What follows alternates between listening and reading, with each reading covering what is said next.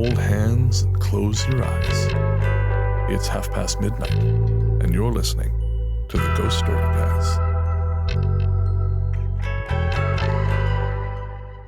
Welcome to the Ghost Story Guys. I am the king of hay fever, Brennan Storr.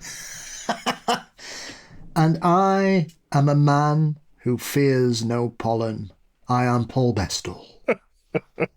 And this is the show where we talk about spooks, specters, and all the other things watching us from the shadows beyond the campfire. Some conversations only make sense after the sun has set, and this is most definitely one. Thanks for tuning in. This is episode number 213, and we are sneezily coming to you from that mountain cabin you dream about, but can never quite reach.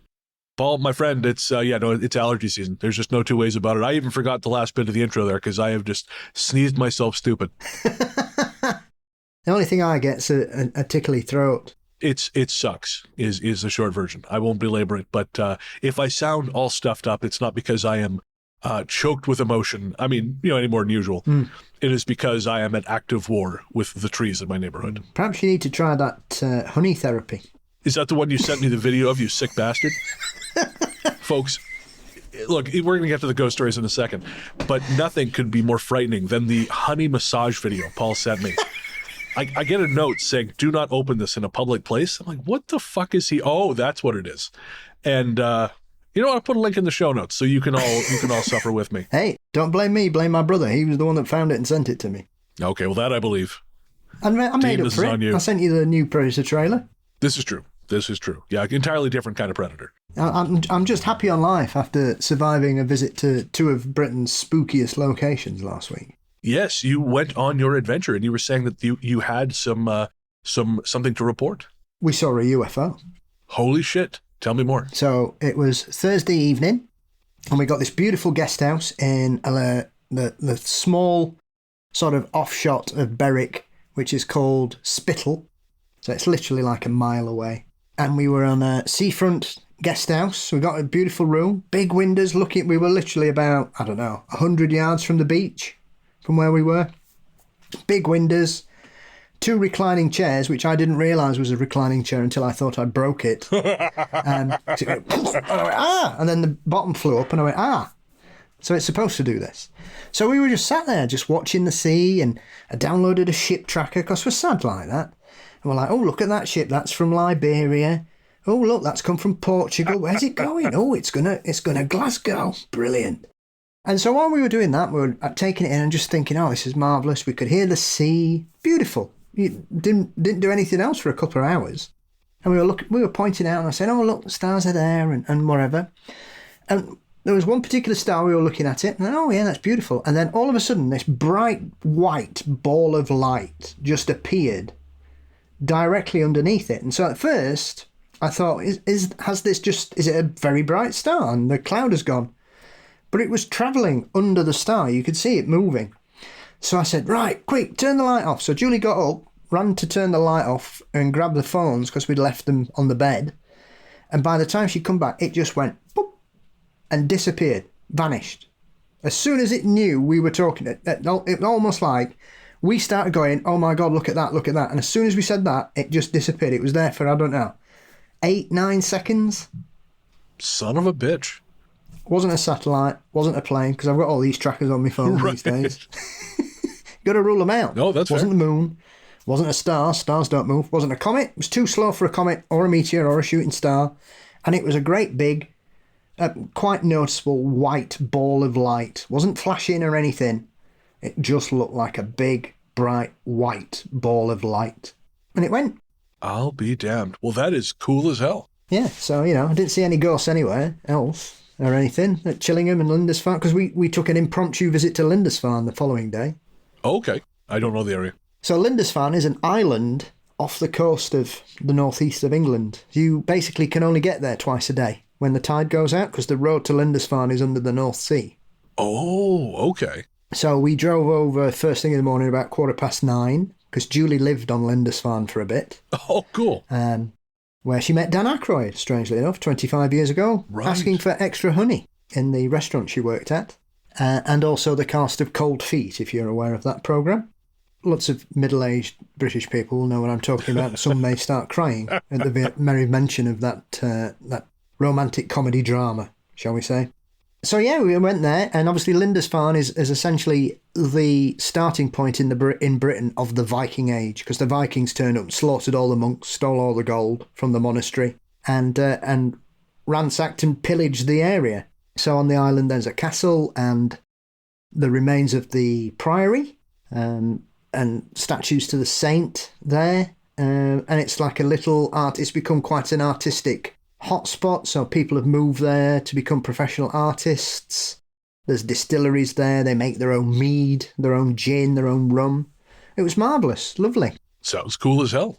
And then we thought that'll set us up, and then we went to the most haunted castle in England, which was Chillingham. And was it the most haunted castle? It's exactly how I expected a haunted castle to be. It's a remarkable story because the guy that owns it now, Sir Humphrey Wakefield, well, him and his wife, Chillingham had been abandoned for 50 years. So a family owned it until 1930. And one day they just got up and went, nah, we can't afford to live here anymore. Locked the door, fucked off. Oh. And it was left. And so it basically began to collapse. And he turned up in 1980 and he completely brought it all back, rebuilt the whole thing, floors, windows. He went out, auction houses, getting back old tapestries and trying to recreate how the rooms would have looked 400, 500 years ago. It's a remarkable level of restoration when you look at what he's achieved in 45 years. It's incredible. I'm very glad I've knocked it off my bucket list, both places. No kidding. Well, sadly, on this episode, we're not talking about Chillingham Castle, although I kind of wish we were. On this episode, we are telling stories from the American state of Delaware, the Diamond State.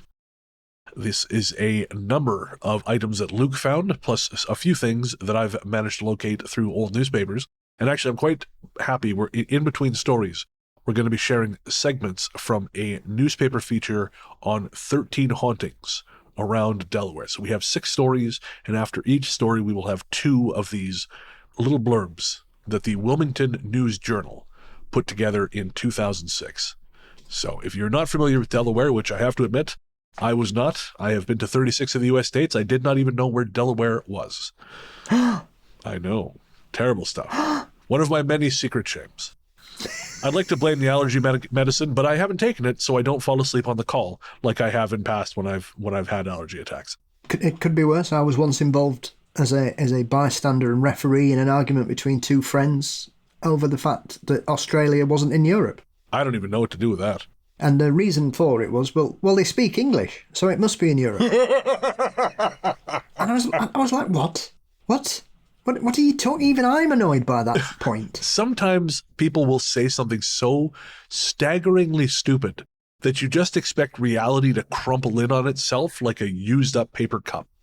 Like you just think that, okay, that person should, if there is a God, he will be sucked screaming into the void right now.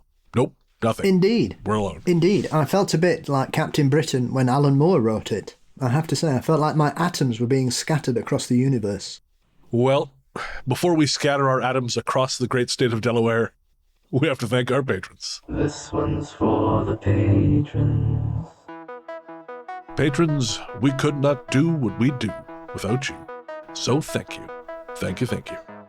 For real, guys, every single person who downloads the Ghost Story Guys, you help make us who we are. But people who support the show financially are the true MVPs.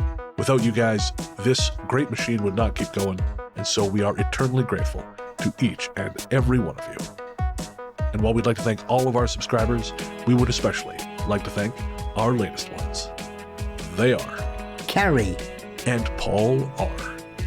Again, guys, thank you so much from the bottom of our terrible hearts. We deeply, deeply appreciate it. And if you would like to have your name read out here, become one of the bright, shining stars in the Ghost Story Guys sky, become a friend of the cabin by clicking the link in the show notes or heading to patreon.com/ghoststoryguys. That's patreon.com/ghoststoryguys, or by clicking the link in the show notes.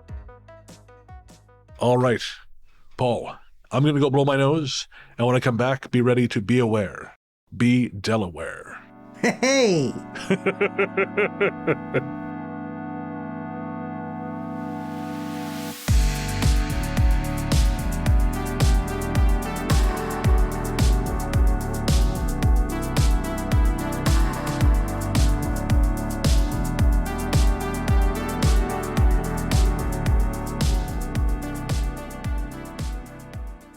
Pop Pop's house. Growing up being taught there were no such thing as ghosts, Pop Pop's house proved us all wrong. I was 17 when we moved into Pop Pop's house. He died about 3 years prior. I loved him and missed him dearly. I cried for years over him. It made it harder to deal with his death, looking over all his belongings and knowing he had lived there for over 50 years. My sister was 12 and my brother was 10, and we all had our own rooms there. My sister chose my dad's old bedroom, which she was excited about because we loved our dad. She slept in there for about 3 months, and then suddenly she was downstairs sleeping on the couch. I asked her why she didn't sleep in Daddy's room anymore. She flat out told me that she was going up the stairs and heard a man and woman laughing in her room. We made fun of her and called her crazy. A few months later, I was in my room at the top of the stairs. I was putting my clothes away and I heard a male voice say, "What are you doing?" Now my brother, being a jokester, and my dad never coming upstairs, I had my back to the door and told my brother to get out of my room. When I turned around, it was dark and no one was there. I was petrified. I threw my clothes on the floor, locked the door and went to bed, and I didn't move all night. I told my brother a few months later, and of course, I was labelled nuts like my sister, but my brother eventually got his payback. A little while later, my brother and his friend were playing football in the side yard. They were at least 30 feet from each other when they heard a woman say, "What are you doing?" They both came inside and were quite terrified. They told me what happened and finally acknowledged what my sister and I had experienced was real. It took us a long time, but I told my dad what had been happening. He never denied seeing or hearing things there. The most outstanding thing was that he saw a ghostly white horse run through the backyard when he was a boy. He told his parents about this and they told him he was sick and that he needed to go to bed. I was so glad he understood us and didn't tease or make fun of us. After my dad passed away, my sister told me that the house shook violently and they heard the sound of a train coming through. My great-grandparents ran a train station that was right in front of the house in the late 1800s. The tracks were gone when my dad was a boy, but my sister said she smelt coal a lot outside. When my dad died, my mother turned off all the utility in the house, such as the phone. My dad had his own phone because of the dial-up internet. I stood outside the window where he worked on the computer.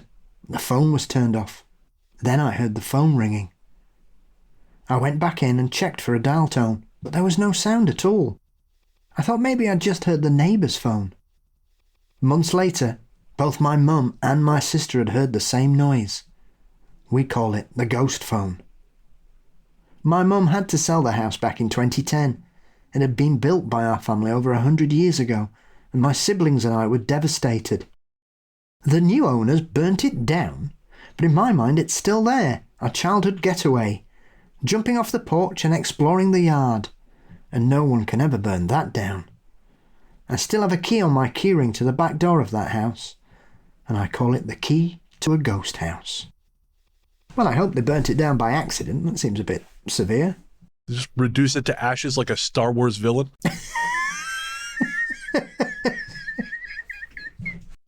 Maybe they were trying to burn the ghosts out. Who knows? But they do things differently in Delaware. It's all that sea air, I think. Until today, I didn't even know it was on the water. If it was squeezed any more, it'd be Atlantis. It's a very small state. Not that size is everything, as I keep contending. They should call it the Squishum State. You know, something tells me that the ego of a state that calls itself either the First State or the Diamond State is not going to allow for the Squishum State. I was reminded of something today. This has nothing to do with what we're talking about, but I was reminded of something today. I've been going to a new coffee shop. It's a little bit closer to my house. And I got talking today when I placed my order. The barista asked about my tattoos.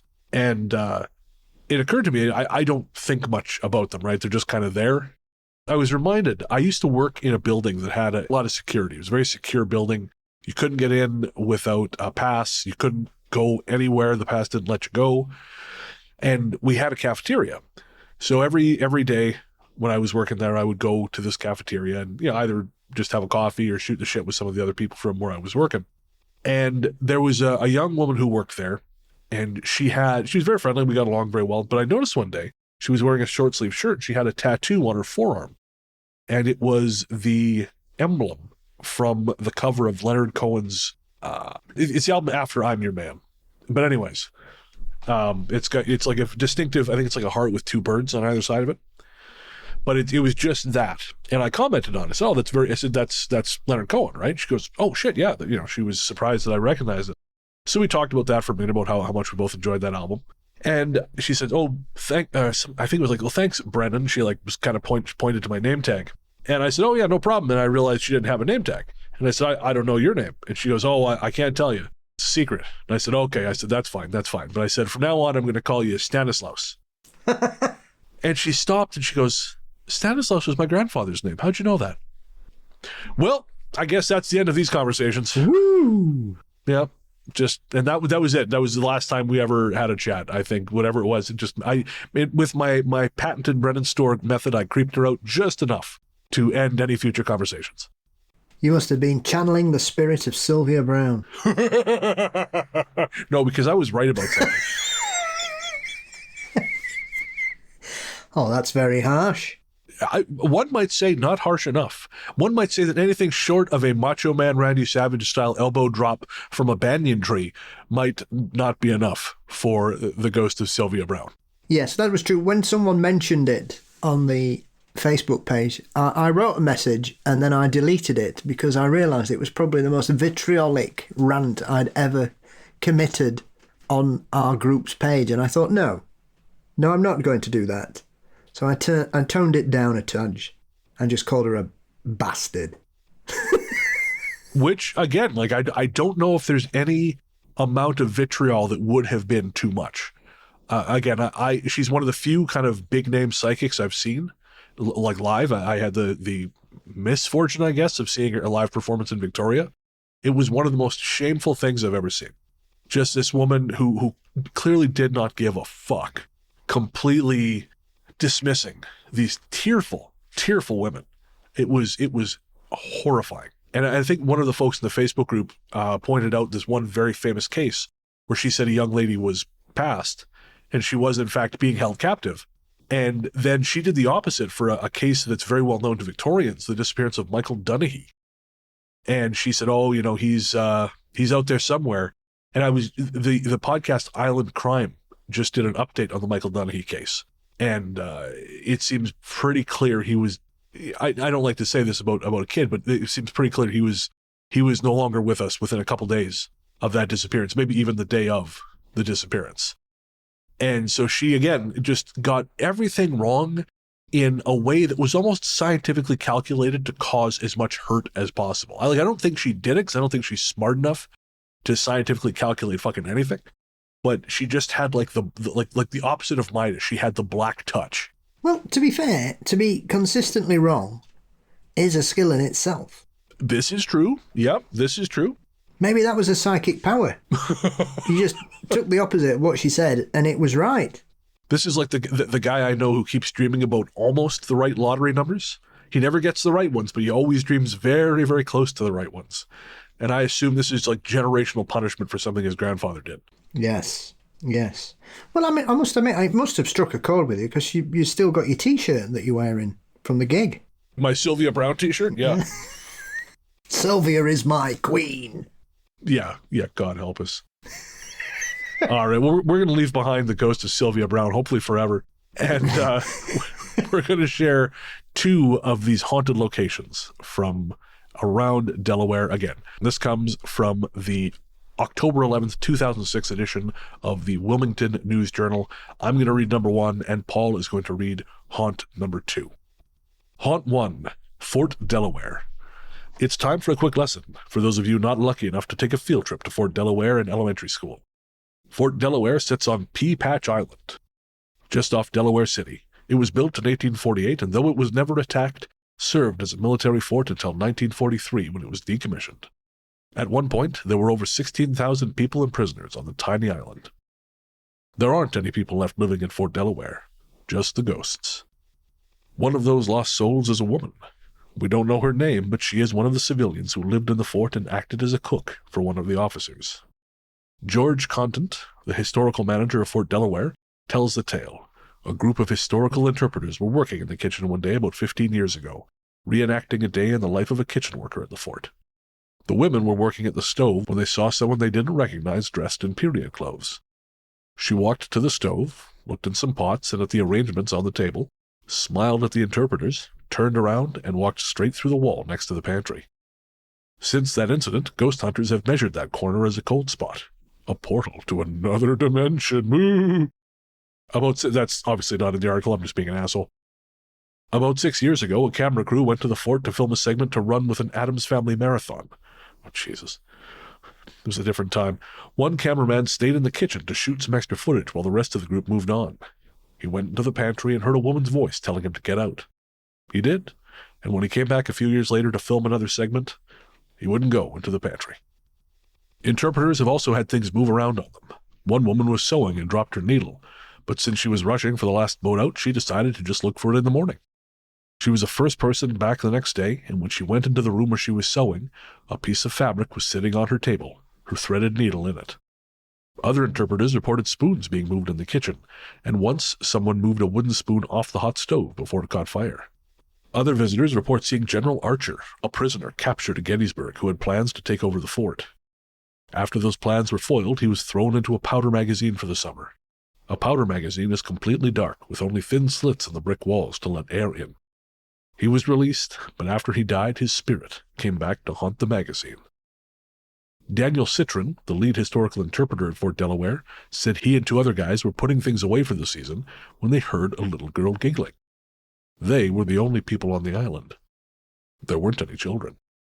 And I gotta say, man, if I'm this General Archer guy, and I've been imprisoned in a fucking powder magazine, the last thing I'm gonna do when I die is go back there. Unless he was autistic and he's like, no, I like the quiet, which in that case I get. I love the smell of powder. That's it. I find it calming. I've done some weird shit. You know, if I find a nice clean bathroom with a nice tiled floor, sometimes you just want to lie on it in the dark. I get it. Don't give me that look. It's been a long time since I've laid on a bathroom floor. Right about now, RFK Jr.'s picked up the bat phone. He's like, find him.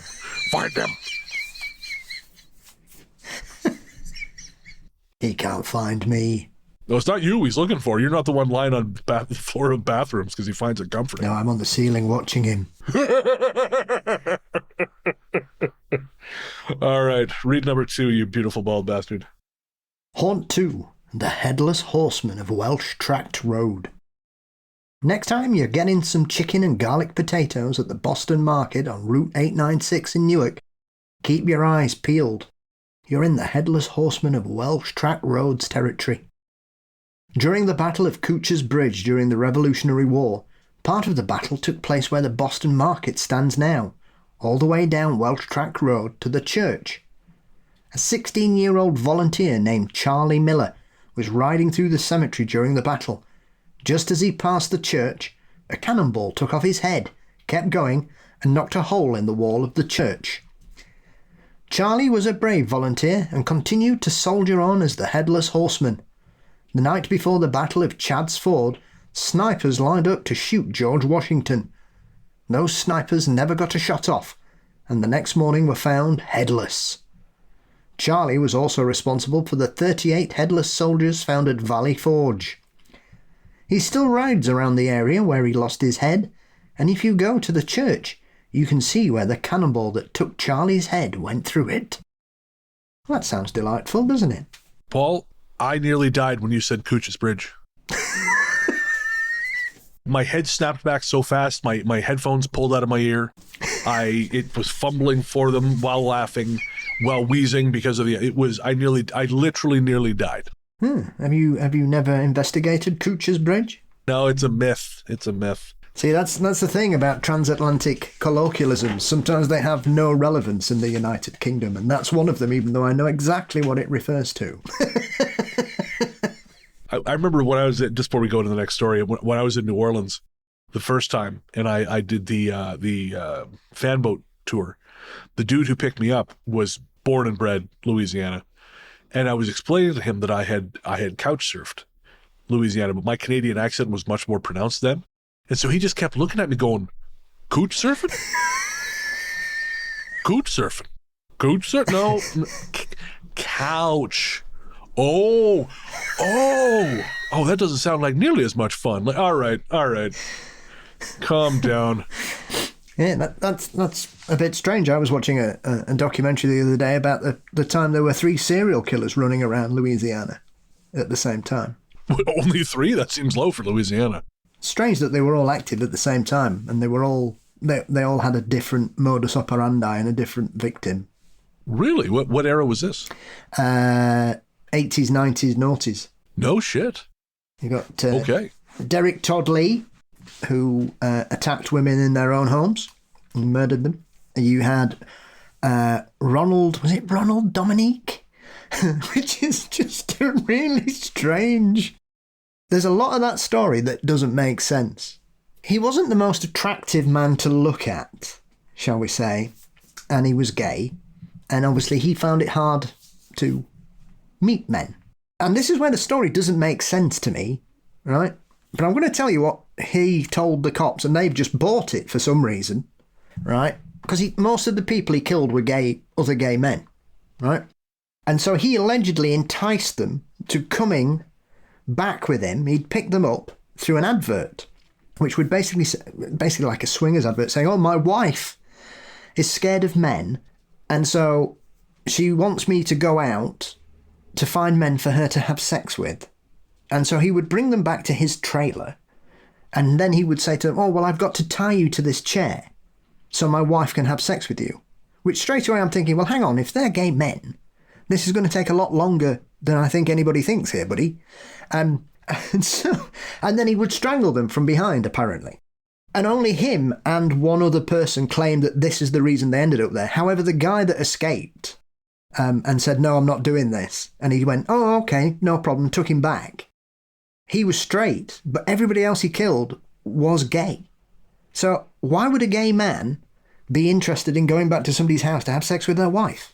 This is all very reminiscent. This goes right back to the whole pop thing, which always makes me think of Arrested Development. This reminds me of the gag about the straight bait videos from season 4, where they, she's like, "Oh, you can have sex with me, but you have to have sex with my husband first," or whatever,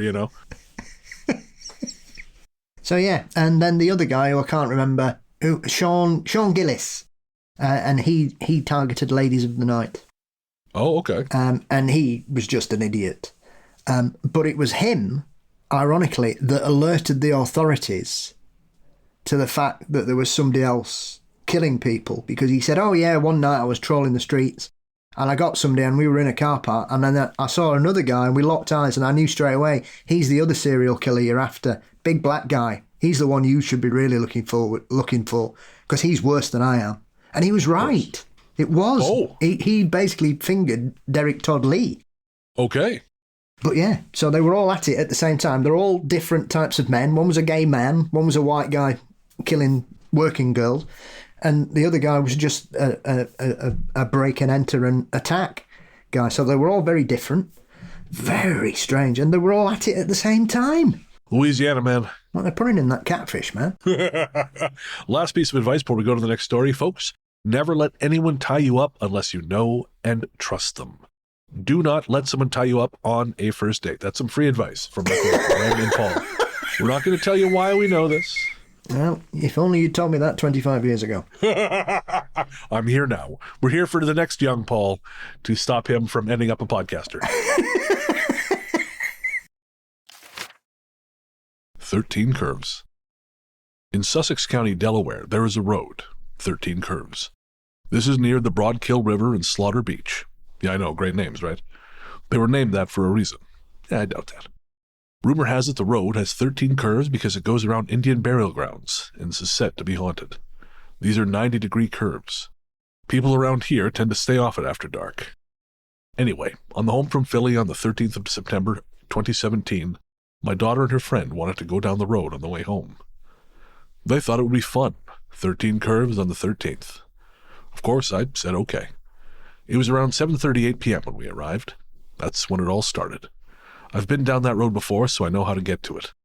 It took me 5 to 10 minutes to find it. I thought, that's odd. When we found it, it got ice cold to the point I had to put the heat on. Okay, no big deal. Coming up to the first curve, I looked in the mirror and thought, where did that car come from? There hasn't been a driveway or street for about 3/4 of a mile, but he's going so fast. I looked back at the road, then back at the mirror, and the distance between us was cut in half. This person is going to crash, I said to my daughter. Again, I looked back at the road, back to my mirror, and the headlights were at my bumper. How fast does this guy want me to go? Again, I looked at the road, back in the mirror. Where did he go? If he turned off, surely we would have seen headlights somewhere. It was pitch black. No streetlights anywhere on this road. On the right were cornfields. On the left, trees and a salt marsh. Crap, he crashed. We turned around with nothing to show from where he went. Okay, time to go. Just then, 3 mists traveled in opposite directions in front of the car. 2 right, 1 left. Okay, time to get out of here. But I couldn't see out of the windshield. It wouldn't clear with the wipers and fluid. The more I used the wipers, the worse it got. Okay, now we were freaking out. We finally got out of that, and it took us 15 minutes to get out of the area. But no matter which way we went, we ended up back at 13 curves. Now, mind you, I don't ever get lost. So my daughter pulled out her GPS. It kept taking us back to 13 curves. I finally found an area I knew and started driving back to the highway, or so I thought. Guess where we ended up? Yep, 13 curves. Once again, back to the GPS. We got on the road out to the highway, and it said we're going back to 13 curves, but I just had a feeling that if we kept going straight, yes, we were back on the highway. Back on the highway, my daughter's friend asked, "Did you see those people?" And my daughter finished by saying, "Standing on the rock watching us go by, yes." They were both freaked out. I didn't see anyone. That was my second and last trip down that road. The whole ordeal took about 30 minutes for something that should have taken 5. Now I know and understand why people stay off it at night. All right, guys, I'm going to tell you right now, I think that's bullshit. I think it's obviously bullshit. I had a hard time even finishing it, but I included it because I am so interested in this particular trope of, and it seems to be a very American trope. Now, it could be, Paul, you would know better than I would, but like, for example, I just finished, today I'm putting the last touches on volume 5, the audiobook for These Haunted Times for Ruth. And there are so many stories in there of these haunted roads where a car is said to like come up right behind you and then disappear disappear out of nowhere. And like she mentions Rainbow Road, I'm familiar with one from New York State called Buckout Road. There's so many, and I know there's 2, but there are many, many, many stories like this, and they all follow the same pattern. And I can't figure out if it's just lazy American myth making, because obviously like 13 curves, this is probably something people believe is real. And there may even be a road which has some curves, probably not fucking 13. But I think it's really interesting that this is a motif that keeps coming up in American folklore. Yeah, we don't have many. I can think of probably 1 or 2, if that, of ghost cars that chase people and then vanish. Yeah, it's such a, even going, like I just saw today that they're remaking Urban Legend. Thank God. I will fight you. I like that movie. I don't remember much about it, to be honest. I mean, I think Jared Leto dies, so, it's not all bad news. Right, I'm in. But even that, it's got the same idea, right? The idea that you're driving towards someone and their headlights, like you flash your brights or something, and then they run you off the road. And it's all this, again, very car-centric kind of homicidal maniac shit, which, again, maybe because America just has so much more car culture than anywhere else. Because obviously in Canada, we drive great distances too, but I feel like the car is not as much a part of our national identity, even though it is, just as indispensable here by and large, because we don't have, aside from a couple major cities, we don't have great transit and everything is so far apart. But it just, I'm always interested when you see stuff like this, because you always think, well, maybe somewhere back there is a kernel of truth. Yeah, I think there's clearly some cultural touch point there for it. Because like you say, I think a lot, especially post-war American teen culture, is all car-based for a lot of it. There's lots of people souping their cars up and driving and racing, and songs written about it, you know, Paradise by a Dashboard Light and other such classic songs of the ilk of that nature. So it's ingrained, I think, especially in that sort of post-war generation's DNA, I would imagine, and I would imagine it's part of that. It'd be interesting to see when the first ones appear. Yeah. If anyone out there knows, if we have any sort of sociologists or folklorists in the crowd, let us know. Be very curious to know when this stuff kind of first enters the sort of the popular consciousness. Again, I just think it's really funny how lazy everyone is, because it's either cultists or demon cars, or both if you're feeling really sassy. But it's always in the woods. It always involves people in robes, usually again Satanists, and phantom cars for some reason or another. It is. I heard one of those exact stories about somewhere on an episode of Monsters Among Us several years ago, and that was one of them where they were chased away by cultists in robes. Yeah. I mean, I think on I want to say our Pittsburgh episode, we had one like that. Someone, but there's like a covered bridge or something. There's allegedly a bunch of guys in cult robes. I mean, I do kind of wonder if it's just sort of like the boogeyman in the cultural consciousness at the time. So like we're in the 80s, it was satanic panic, so we're scared of cultists. There's cultists everywhere. In the 50s, like we're terrified of teenagers because, I don't know, rock and roll music and hoop skirts are scary. Kind of makes you wonder if next we're going to hear stories about people being chased down dark roads by the singular they pronoun. Honestly, I'm almost afraid to make that joke because I think there are people out there who actually believe that. So, actually, this what is ain't Cletus's eyes? This is tangentially related. So I've come to the conclusion that anyone who actually wants to go viral has some kind of brain damage. And I'll tell you why. Because I was at the gym the other day, and I noticed a guy in the locker room had a T-shirt that said, "This means war," on the back. I didn't see exactly what it was advertising. I've since been informed that it's this one supplement brand that actually makes pretty good stuff. But the point is, I was like, that's a very aggressive shirt. And so I put out I posted something on Threads and Blue Sky, put the same thing out on both platforms because I want to see what the difference in reaction would be. And essentially I said, at this point, I've been lifting weights for 20 years and still can't wrap my head around gym culture. There's a guy in here wearing a supplement tee that says, "This means war." War? We're lifting heavy stuff and putting it back down again because our dads didn't love us, my guy. Maybe try therapy.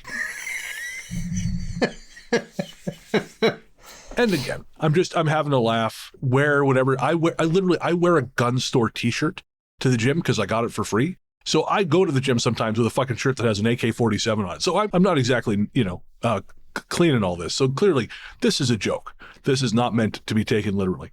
It did numbers on Blue Sky and Threads. It did way more on Threads. And I tell you, Paul, the replies to that message, I used to say if I go missing, it's the good folk who you should be looking at. Now I think you should check the reply to that thread and use that for your list of potential suspects. Man, people got fucking mad at me. And again, I'm kidding. Wear whatever the fuck you want to the gym. This is a funny little observation from my goofy brain. Oh no, they swooped down out of the trees like howler monkeys. It was madness. And I thought, who wants this? Who wants this kind of, why would anyone want to go viral? This sounds like the dumbest thing in the world. You made Brad so angry he spat out his supplement, typed feverishly with his fat fingers. You're not wrong. There were people, attacking my weight, my looks, oh man, I didn't read most of it because who gives a shit? They're a bunch of dickless losers. But I just like, wow, you've just taken this to heart. Because to me, there's nothing that says I'm balanced like typing "the gym is my therapy" in all caps to a stranger in response to a joke on the internet. I don't think it's working, fella. I don't think it's working. 60 edge off the steroids. Yeah. No. I'm feeling like maybe it doesn't. Oh, I'm just going to have some PCP, take the edge off. Oh, man. Woo! It's funny. Someone once asked me, like, do you take steroids? Because if I'm really working out a lot, less so now as I get older, but when I was younger, I developed muscle very quickly. And the answer is always no, because I don't need something destabilizing my mood further. But there's this doctor I follow on YouTube. He's a bodybuilding guru, whatever. A lot of interesting information. Been very valuable for me as I kind of change up the way I lift as I get older. But he takes gear, and he's very open about it. And he said, and bear in mind, this is a really intelligent guy, very funny guy too, actually. And, well, sometimes. But he's like, oh yeah, no, when I'm on the gear, all I think about is violence. Oh, fantastic. Well, great. Good for you. It's shortening your lifespan and turning you into some kind of monster. I eat puppies. Yeah. Yeah. And I think like Liver King, and we're gonna get to the Delaware bit here in a sec, but like the Liver King, when he finally accidentally admitted to taking 15 grand worth of gear every month, no wonder the guy's skin is red. He must be just in a constant state of rage. One, from being the Liver King, and two, just the pure testosterone coursing through his veins. Are you sure this wasn't Thunderbolt Ross? Liver King wishes he was Thunderbolt Ross.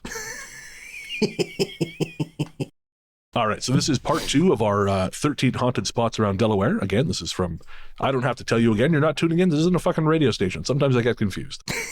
Just in case you're tuning into this podcast that you had to download. No, I'm sorry, guys. All right, so haunt 3 is Patty Cannon's house.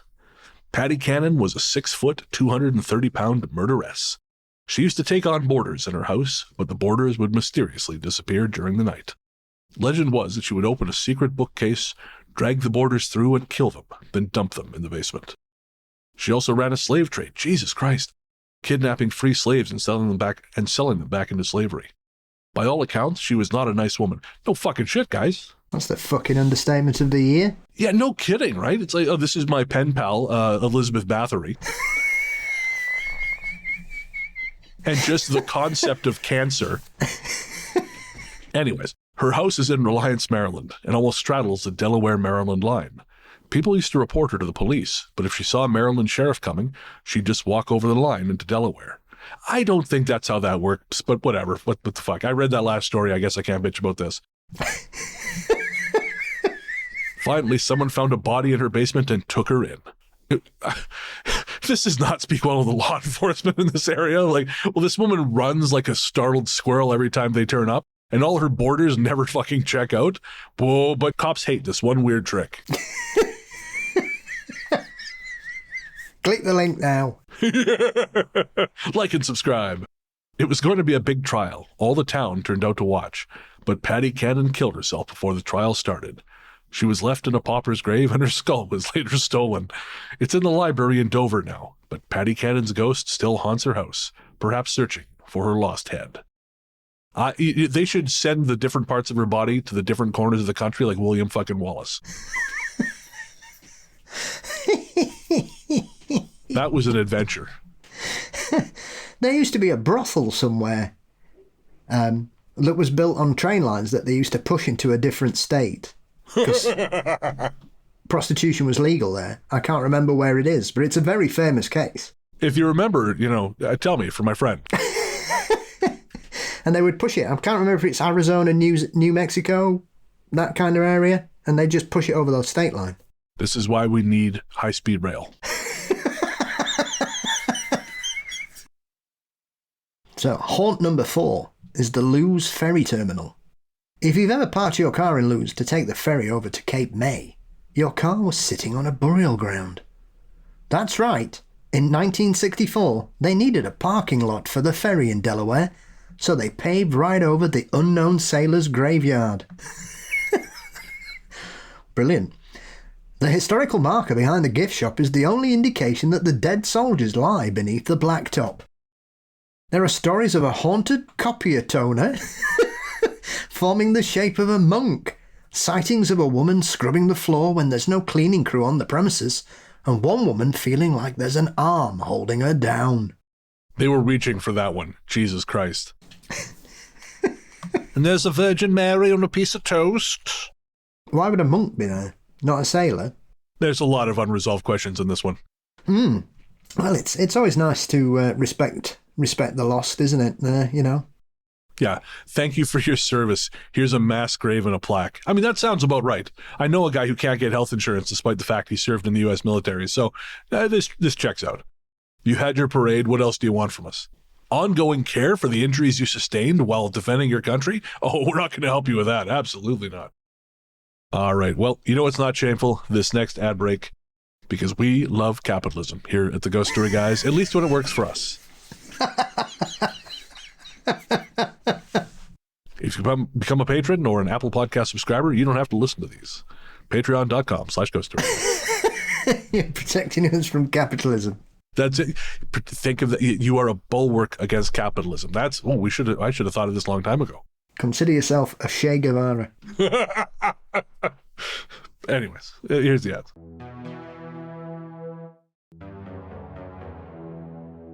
The Man in the Hotel Room.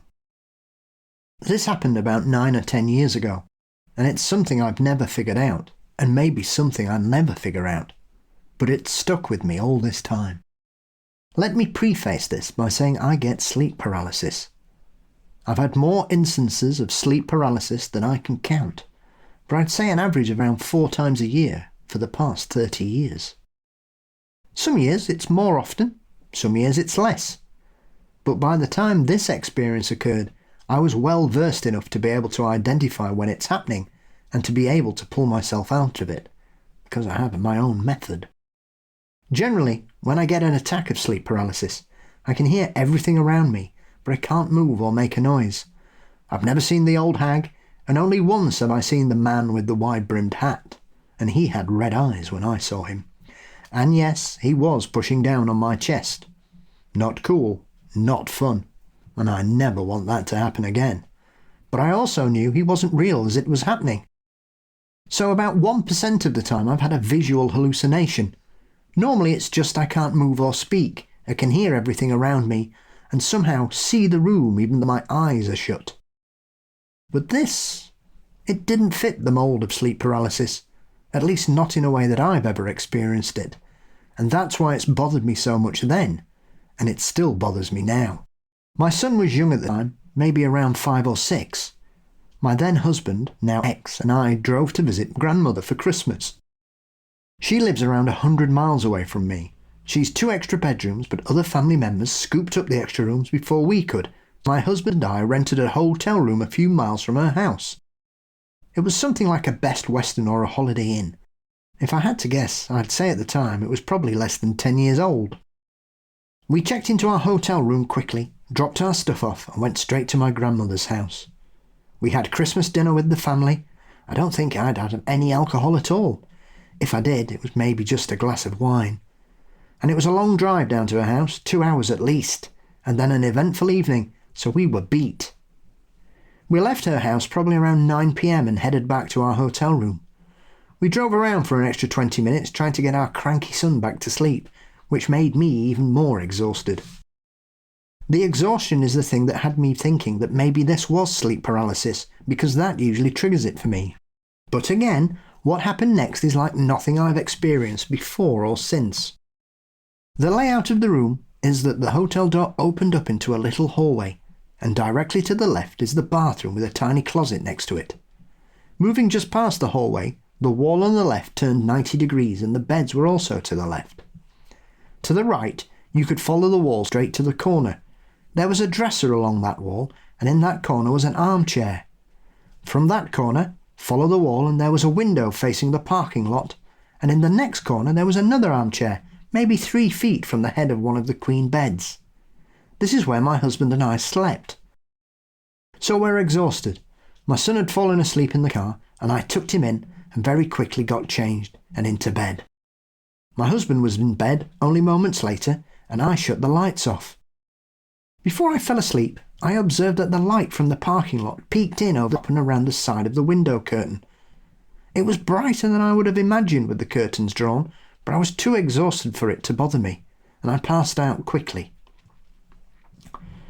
Sometime in the middle of the night, I hear the click of a door handle turning, the lever kind.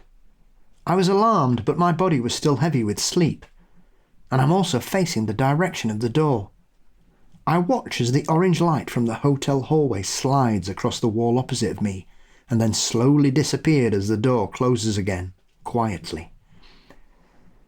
I felt like I was passing in and out of sleep, so the sight of this almost had a strobing effect. A young man wearing medium blue baggy jeans and no shirt walks past the end of our beds. At this point, I'm more alert, but laying in bed trying to figure out if this is real or not, because it's so vivid, but I also have this feeling I was passing in and out of consciousness still. From the moment I heard the click of the door handle, I'm scared out of my mind, but I'm still so tired. I want to get up. I want to scream, but I can't tell what's holding me in bed. Is it fear or exhaustion? At this point, the man is behind me. I can feel him looking at me, but I'm absolutely terrified to turn over. If I turn over, is it going to spook him and he'll attack my family? Right now I can tell he's not moving, just looking at me. I finally felt alert enough and realised my eyes are closed. What? But I can feel him in the room. It was the scariest thing I've ever done, because I might be facing an attacker in my hotel room. But I force my eyes open and turn over. Nothing. There's no one in the room. My heart's racing. Jesus, that was so real. I look at my husband and he's fast asleep with his back turned to me, snoring gently. My son is asleep. Everything is how it was when I fell asleep. I'm still on my back, looking at the armchair in the corner at the end of the beds with the soft white light of the parking lot falling onto the chair, and I begin to calm down enough to fall back asleep. I can't tell you how much time passed, but it was dark, and then all of a sudden I can see the armchair in the corner of the foot of the bed again. But this time the man that entered the room earlier is now sitting in it. With the light shining from the window, I can see him a little better. It's a soft light, and I can tell that his hair is buzzed short and it's dark brown. He looks young, around 18 to 25 years old. He's either white with a tan or maybe Hispanic. I can't see his face features too well, but he could be a model.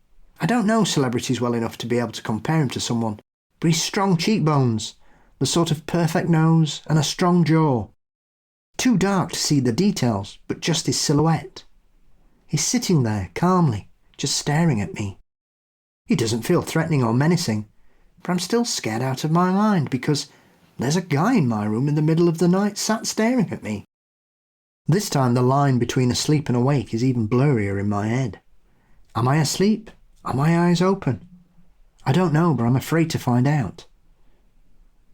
I can feel my husband asleep next to me, so I decide the best move is to try and discreetly wake my husband. He's still snoring with his back turned to me, but my hand is on the bed next to his back, so I decide to slowly move my hand closer to his back and poke him.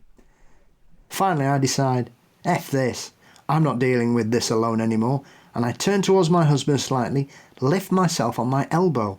This is where I'm sure I'm awake, but before this everything was blurry, and I'm about to grab his arm and shake the hell out of him when I notice the man is no longer sitting in the chair anymore. Now I feel crazy. What's going on? Where is this guy? Is he real or not? I'm so tired, confused, frustrated and scared. This man feels real. The details are so vivid, but as I'm trying to sift through what is reality and what isn't, I realise I think I can only see or feel this guy when I'm asleep. I pray to myself that that's the end of it, and I'm trying to convince myself now that this is just my brain creating an elaborate lucid dream and I'm safe, and it should stop now because this is just a stupid dream and I've realised this. I roll towards my husband facing his back. I close my eyes and start to drift off to sleep again. I swear it was only a few minutes later, and this time I can't see anything, but I feel the guy looking at me, but this time while sitting in the chair that's 3 feet away from my husband's head. So I open my eyes, and nobody's there. For the rest of the night I probably woke up every hour or so. Every time I fell asleep, I could feel this man's presence in the room.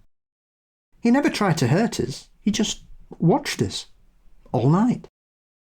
When I finally saw daylight through the curtains, I got up and woke my husband up and told him we had to leave. I tried not to alarm him or my son. I just got them up and dressed, and I think we were out of that hotel by around 7:30 in the morning. The whole thing had a surreal quality to it, because with the exception of a few distinct moments, it was hard to tell when my eyes were open and when they were closed, when I was fully conscious and when I was maybe semi-conscious. There were parts of it that I could write off as a dream if they weren't so damn vivid. And that whole night, the lingering feeling of being watched, even when I couldn't see him. Every time I recount this incident to myself or someone else, I'm no closer to understanding what happened. I refuse to go back to that hotel though. I mean, in fairness, even though that very much seems like normal sleep paralysis, I would also not go back there. I don't know why, but I feel I've seen that story before. Oh, really? Literally within about 2 paragraphs, I thought, I know this story. It's about a young man in a hotel room that stares at her. And it was. Interesting. Maybe we've told it on the show here. I don't know. It's just really struck a chord with me. I felt like I'd read it somewhere else. I mean, we source these online, so very possible you've read it elsewhere. That seems exceedingly likely. It seems strangely familiar to me. I don't know. Maybe I've punched through time again. I mean, you do have a knack for this, I will say. Maybe. It reminded me of this book I'm reading right now. It's called Raw Dog. It's a road trip book where the author, Jamie Loftus, samples hot dogs from all over America. She drives across America trying all these different sort of legendary hot dogs, and also kind of mixes in with talk about competitive hot dog eating and the history of the hot dog and how it's made and things like this. And I'm only about a third of the way through, but one of the very first hotels she stays in, there is very clearly a meth deal happening while her and her boyfriend are checking in. And I just think, yep, I mean, I've had that, not quite that experience, but one close to it. And the only thing scarier than having someone in your room is knowing that same hotel is meth central. And it's very possible that person is actually someone in your room and not just sleep paralysis. I wouldn't know. Waking up in a crack house is pretty frightening. I lived in one. Yeah. No, it was. Wasn't great. It's quite startling. Especially if you didn't start the night there. No. Oh, okay. And I don't do crack. What the fuck am I doing here? What's gone on? It's like going to a barbecue place and having the sandwich. Why am I here? This doesn't make any sense. Just having the salad. Yeah, there you go. That's it. I'm here for the great conversation, obviously. See, if you hadn't let that lady tie you up, none of this would happen. They're in my eyes. They're in my eyes. What are you on about? Can you not see the little men? Yeah, great night. I've only ever been around that once. And that was enough. I remember, I'll never forget the smell. And I said, what is that? And someone went, crack. Oh, cool. I'm going. I'm going to go be somewhere else that's not here. I'm going to go, I don't know, stick my head in a lion's mouth, play Frogger on a busy freeway, anything that's not hanging around crackheads.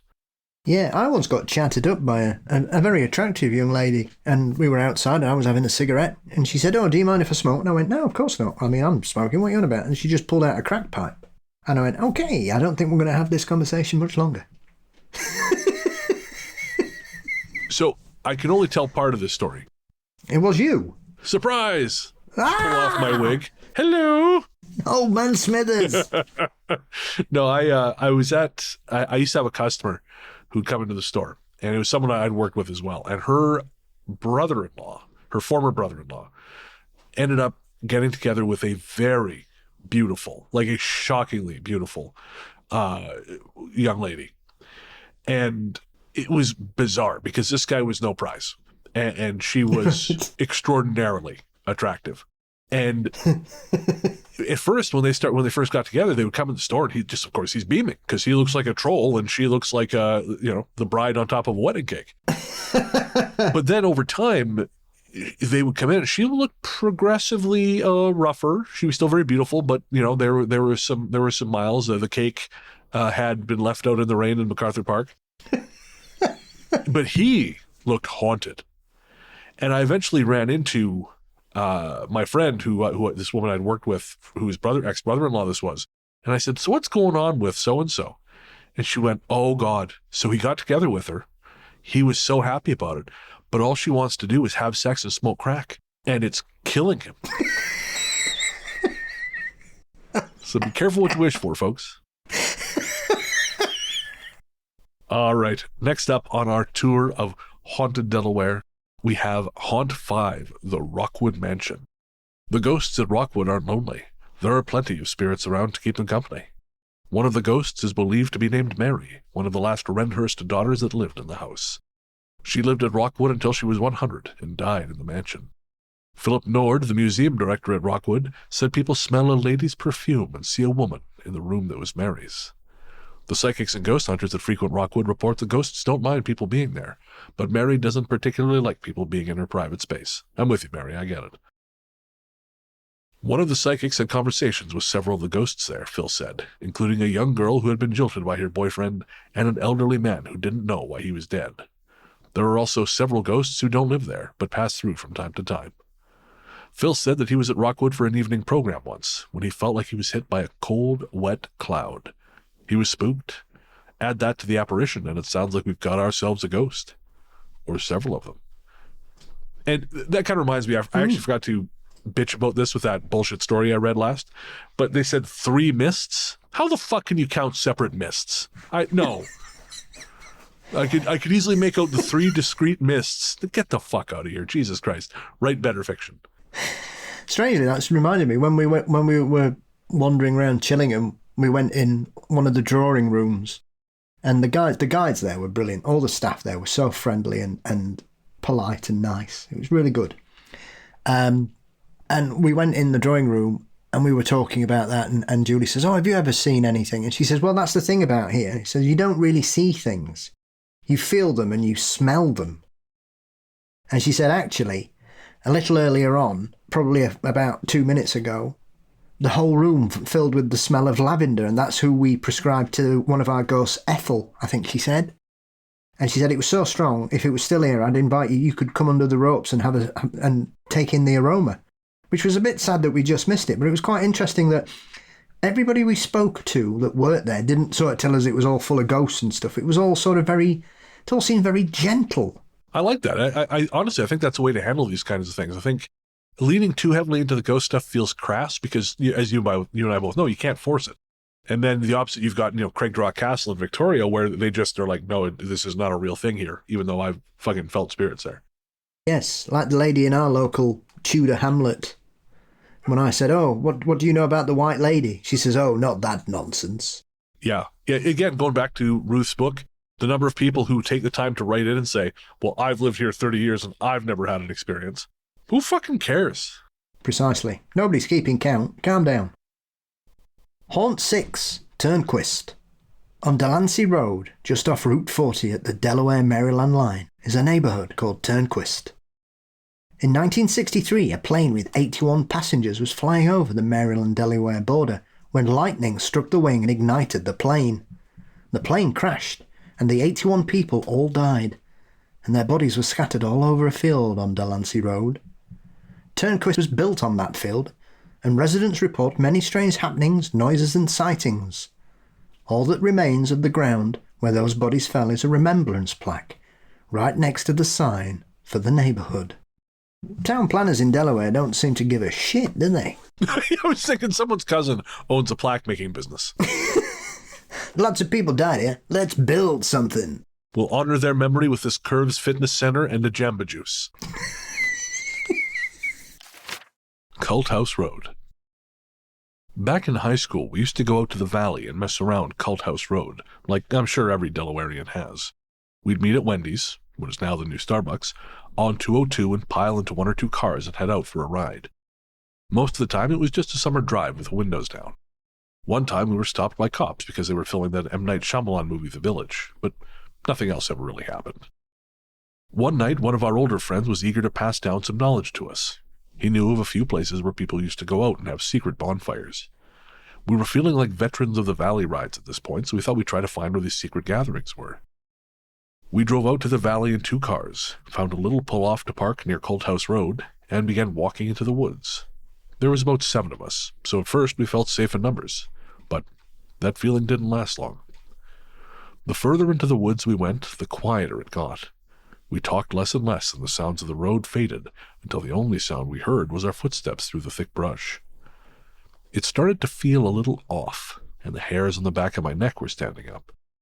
No one wanted to be the one to say they were creeped out, but all of us felt it.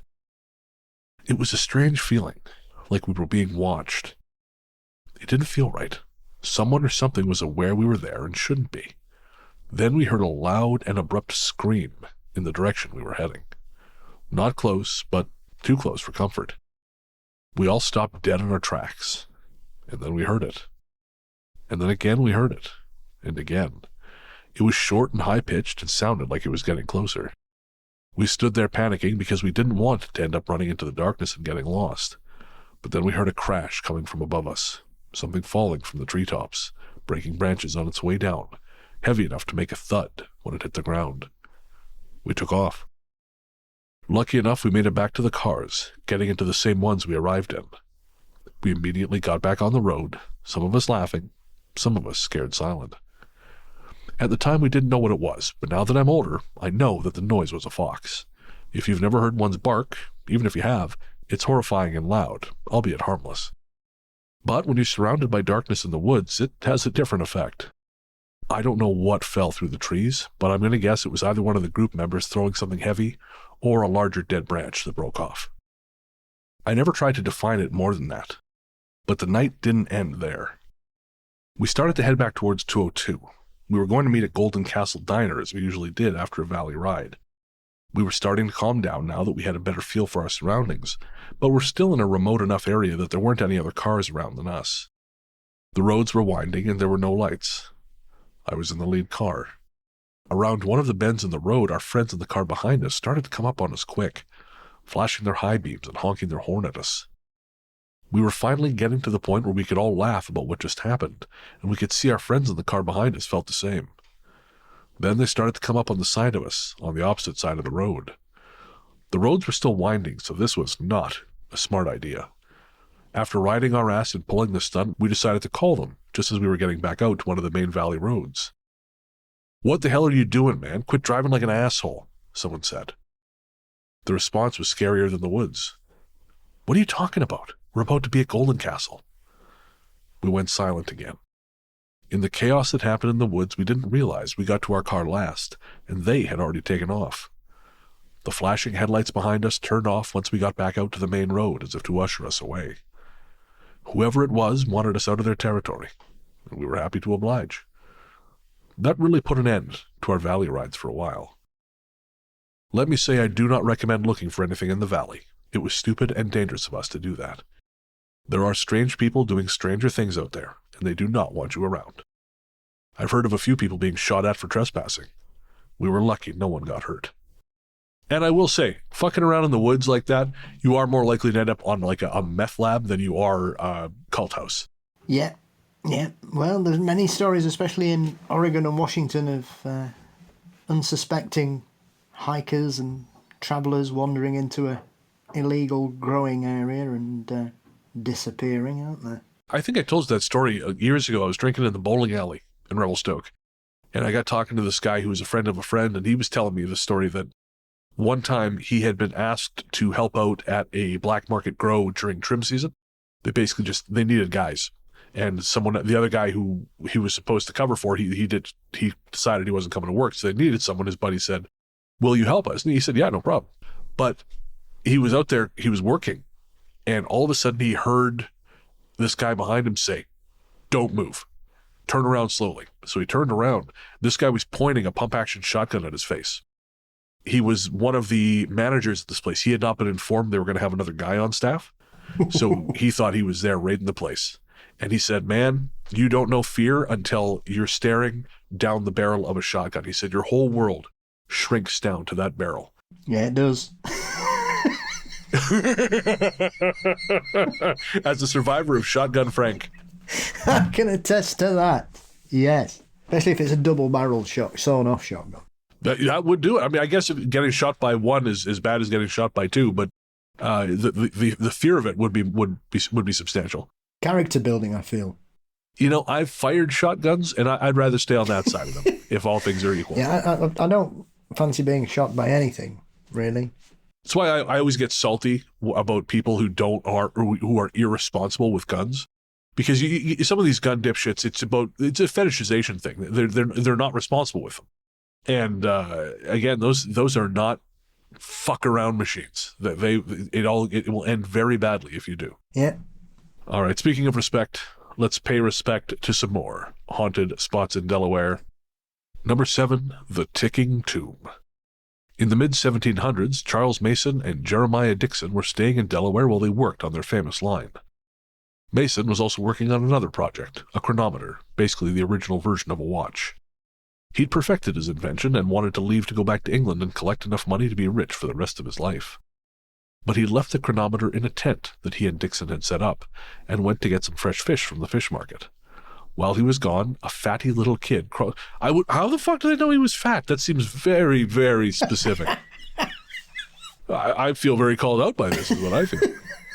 A fatty little kid crawled into his tent and ate everything he could get his grubby little paws on. Jesus Christ. A fat kid pissed this person off at some point. I think there's a lot of sort of trauma here in this story. A lot of plaques and a lot of trauma. They probably built a plaque there.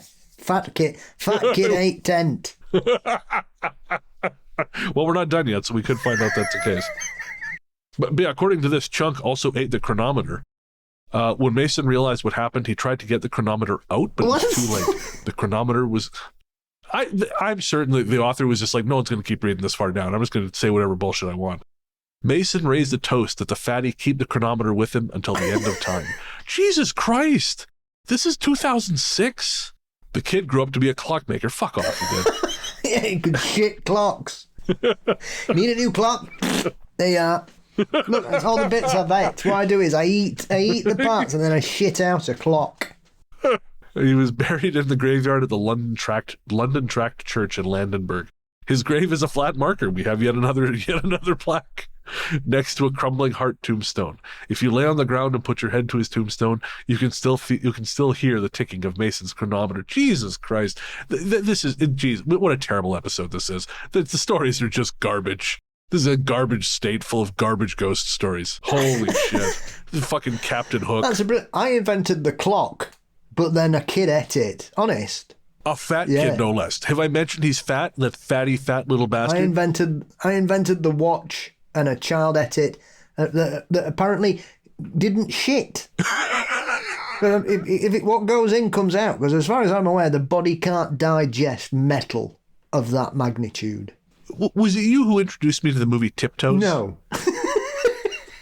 Have we talked about the movie Tiptoes? I saw the trailer, and I was like, oh my fucking God. Yeah, so folks, Tiptoes is a movie where Gary Oldman plays a little person, and it's pretty bad. It's very, very bad. But the people who wrote that movie know nothing about any of that world. They did zero research about any of the causes of dwarfism or what life is like what it's like to live a life with that particular medical, nothing, absolutely nothing. They're just like, Gary Oldman, have him walking around on his knees with shoes stapled to his jeans. We're done. Let's just shoot this fucking thing and move on. And I feel like whoever wrote this newspaper knows nothing about children or the obese. And they're just like, I bet they don't shit. I bet that's why they're so fat. They just don't shit. Again, like I cut this guy off in traffic one day and he's like, fuck him. And he just wrote a whole newspaper article about how mad he was at me, but through the form of like a ghost story. I suspect that somebody at this newspaper got hold of a copy of old ghost stories and just thought, fuck proofreading it, we'll just copy and paste it all. Because I'm sure it'll be fine.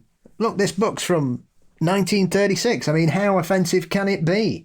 We did a find and replace for the N-word. What else do we got to do here? Holy shit. Well, we have more of these, Sterling. We got to get up to fucking 13, so strap in, folks. I'm sure there's some latent racism hidden in another one of these stories. I think it's very generous of you to assume it's hidden. I'm trying to give him the benefit of the doubt. Let's find out, shall we? In story number 8, Dead Presidents. Ever feel the hairs stand up on the back of your neck while you're sitting at the bar of Dead Presidents? Don't blame the beer. Blame a customer who frequented the tavern in the 1950s. He was a prankster, always playing jokes on the staff and other tavern regulars.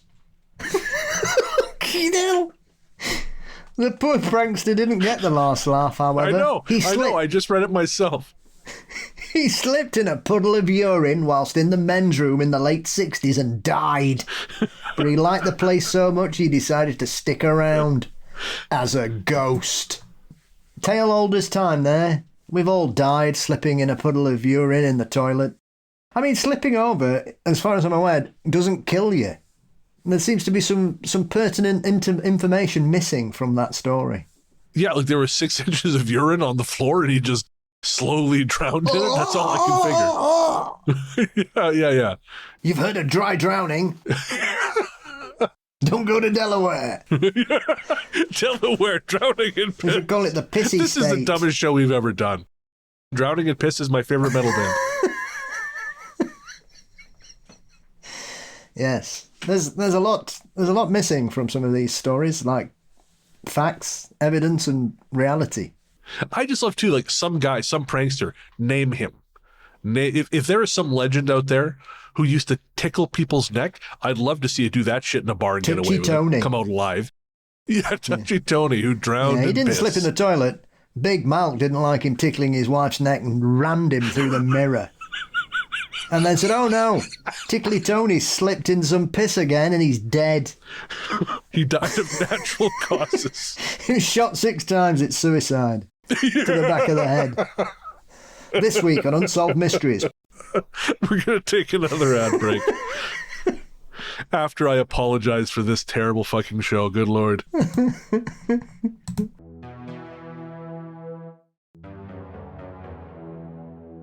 Green Man. The setting is my dad's old house that is debatably haunted. It's located in a small one-stoplight town in rural Delaware. It was built in the early 1900s and surely has a long history that I'm not totally versed on. My dad moved here to live and run his business after splitting with my mum when I was 9. Without sounding too stereotypical, his house just had a weird vibe to it. So much so that my dad's girlfriend, who often stayed with him, would get a hotel room when he was out of town on work travelling duty. She claims you would hear the typical haunted noises like footsteps and doors closing on their own. Aside from paranormal activity, it was factually documented that there were 2 degenerate kids who lived with their parents there in the past, who were known for being troublemakers and often getting arrested. Before I try and describe the main event of this story, it's worth noting at the time that my dad was a full-blown alcoholic trying to recover. He would tell of agonising nights trying to quit drinking cold turkey, where he would wake up in a delirious sweat hearing what it seemed to be a full-blown party happening in the main room downstairs, with clinking glasses and shouting voices, but when he would open his door, it would all cease. He would also be visited by living and non-living friends of his, who all aimed to help him get better. He'd become fully sober and live another 20-odd years alcohol-free. One night, I'm staying over at his house, and it's when I'm about 9 and sleeping in his bed. He'd just moved in and didn't have my room set up yet. Nothing out of the ordinary so far this night, but I still get goosebumps at this point. We're dead asleep. It's probably around 2 a.m, and I wake up for no apparent reason and look across the bed on my dad's side to see a small translucent being sitting or standing beside, staring at me. I fear sounding off the wagon here, but it looked like a small alien-like being, except it was see-through and sort of emanating a greenish light. It looked away from me and got back to what it appeared to be working away on a computer of sorts, which I couldn't really see because it seemed to be below the mattress line. I didn't know what to think, so I rolled over. I processed what I thought I saw, rationalised it must have been a dream, rubbed my eyes and looked over again, and it was still there looking at their computer screen. At this point I realised I was fully awake and totally unsure of what I was seeing. So I closed my eyes and tried to go to sleep as fast as possible. My dad never stirred and was passed out the entire time, and the being made no noise. The alien just came by to use the computer.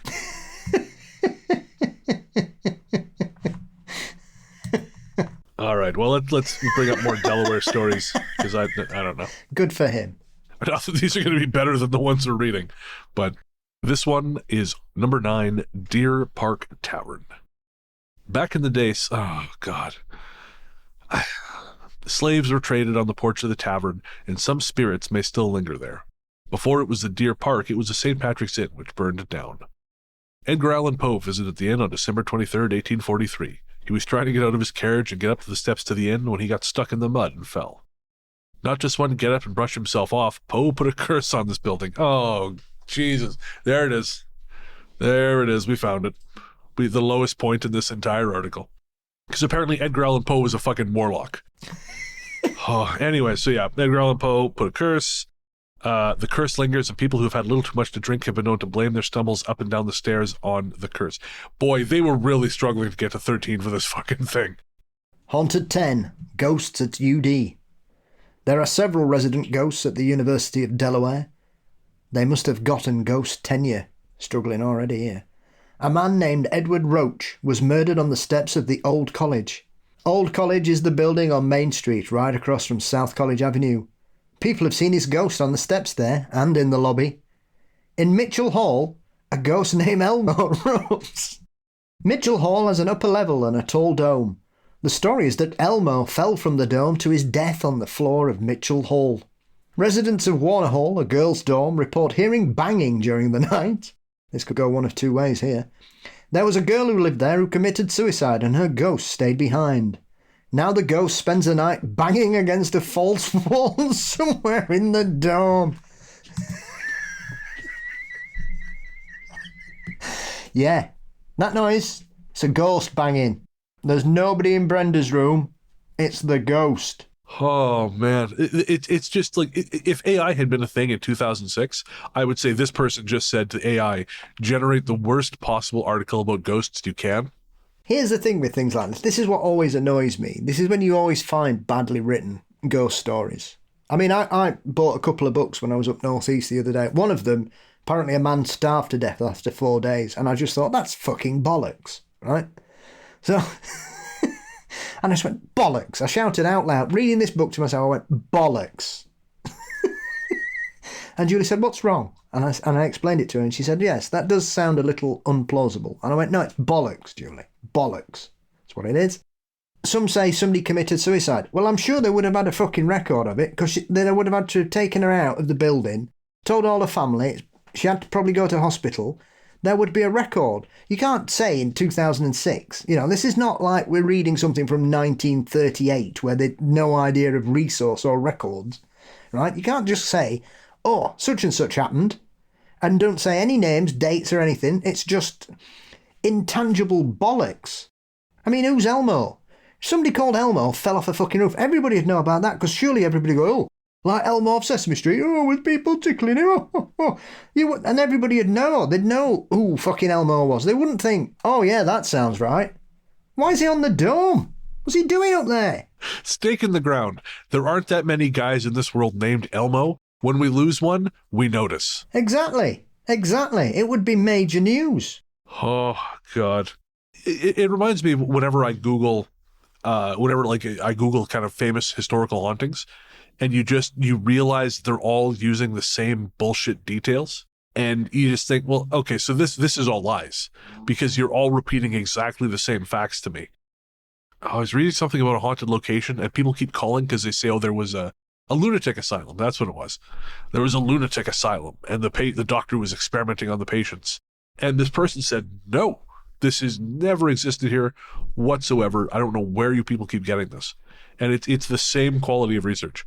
Yep, absolutely. It's like all those people who are going about the Winchester house, who basically say, oh yeah, all the ghosts came because of her husband inventing the Winchester rifle, and it was all the ghosts of everybody that was killed by it. So why did she have a fucking shooting range in the house, boys? Yeah, and why are the houses of people like the Krupp family not haunted to all hell? Yeah, or like I've noticed recently that people have started claiming that the Valeska house, right, which is one of the most heinous murder cases in 20th century America. I mean, numerous axe murders that were going on there, which I clearly think are very much linked, personally. You could just jump on a train going wherever and murder people, and they wouldn't have the first clue, would they?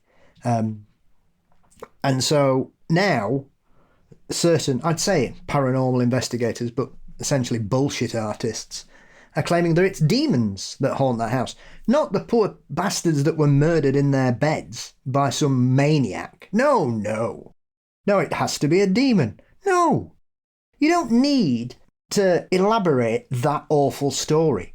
What happened there on that night is heinous enough without going down bullshit boulevard and bringing demons into it.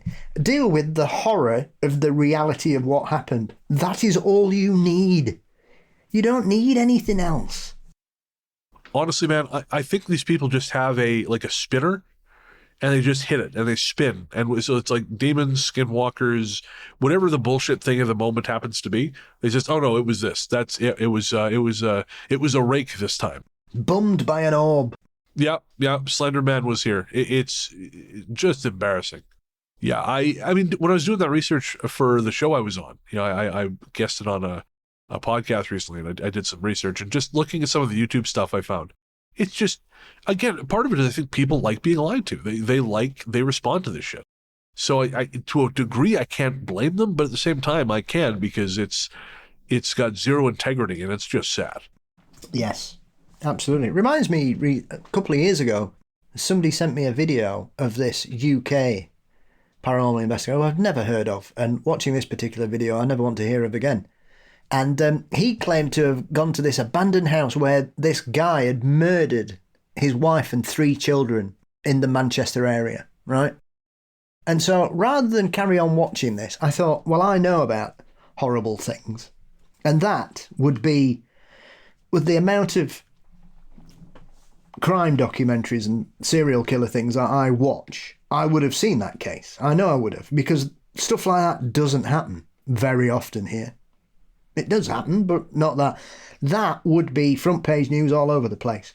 Nothing, absolutely nothing of anything happened in the area that he claimed it had. Couldn't find anything, anywhere. And you just think, why would you just create bullshit to promote something? There's enough horrible things that go on without it. I mean, Julie's been watching a series recently called Evil Lives Here, which is quite amusing because there's like 13 seasons of it. I mean, there's evil everywhere, it would seem. This particular series should basically be called I Ignore Red Flags, is what it should be called. Because there's like one woman going, oh yeah, well, when we first started dating, he used to take me to strip bars, and I just thought that was odd, but that's just the way he was. And so they were showing this clip of like this recreation, and she sat next to him looking really disapproving while he's wanging money on stage at these strippers. Right? And I'm thinking, right, at what point do you think, hey, this is the man for me? Right? So then we've got bits with him like hanging the kid's doll from the bed above her and waking her up going, look at your doll's dead, your doll's dead. What the fuck? Every night, right, he goes out the house wearing a jet black coat with a gun, and he just says, oh, I'm off for a walk. And he goes for 5 hours and comes back, and she thinks, oh, well, it's just his thing. And I'm like, what's going on here, right? His mum won't allow him to come to the house when she's on her own, right? And she thinks he's a really good catch. He goes away for a weekend. Doesn't tell her. He just goes out Friday night, says, I'm just going for a drive. Turns up Sunday night looking exhausted. Where have you been? Oh, my car broke down. What? Hang on. What? My hands are sure tired from all this strangling. What? Here's the best one, right? The next door neighbour, the whole street gets locked down. The police have to turn up because the next door neighbour jumps through a bedroom window to escape a man wearing a balaclava, right? What's he got in his wardrobe in a special box? He's got a balaclava, right? So when she says to him, why have you got that in here?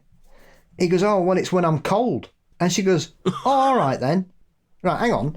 Your next door neighbour, right, has just had to jump out the window, which he didn't mention. It was the daughter that told her. And he went, oh, yeah, she fell out the window. Well, she didn't, because everybody's saying she had to jump because somebody was in her house. You've got a balaclava, which he'd been walking around in the house wearing before the attack happened. Eventually, after something else happened, she goes, I just wasn't sure anymore. Anymore? Fucking hell, love. Meanwhile, BTK's wife is like, honey, come on. So, yeah, I ignore red flags. Or, I'm a fucking idiot. They might as well call it, really. I found a sock full of women's driver's licenses in the bureau, and there's a smell coming from the basement. What do you guys think I should do? The wedding's in an hour. Typically something you would read on Reddit. Yeah, exactly. My husband-to-be has a room in his house that I'm not allowed in, but I've sneaked a look round the door when he opened it, and it seems to be full of trinkets and jewellery. I often hear anguished cries and pleas for mercy. He watches some weird programs. He's got a giant picture of Ted Bundy above the fireplace. should I be worried? He just likes to strip down and flex in front of a mirror. All right, folks. In the interim between stories, Paul and I made the executive decision that we're not going to bother with the last story, which is probably going to be equally as terrible as some of the ones we've read so far tonight. And so instead, we are going to just finish out this 13 most haunted locations around Delaware, this fabulous piece of journalism that the News Register has brought to us. And I will start us off with number 11, Old New Castle. Old New Castle is riddled with ghosts. There are the ghosts of people who were hung and burned at the stake in front of the courthouse lingering.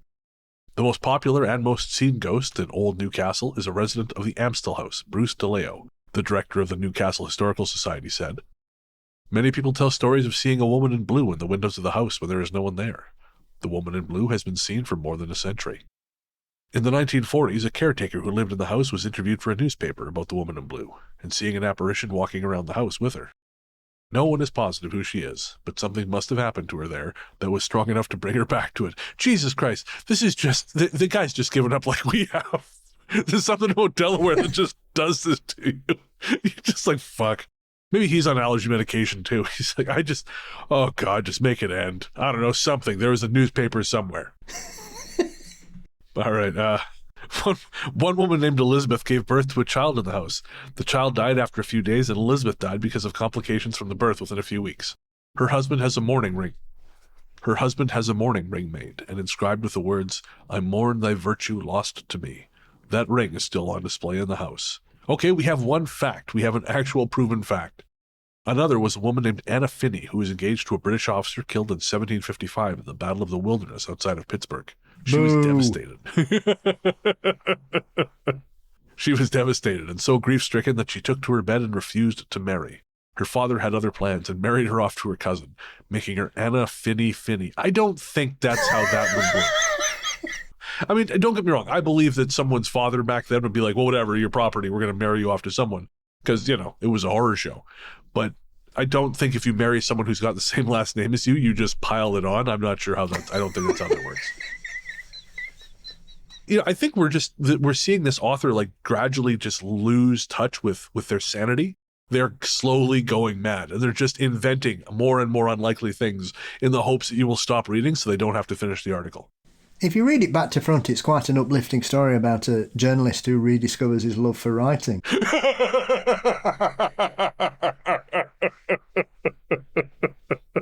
I like that version better, because otherwise we're just watching some guy climb into a bottle.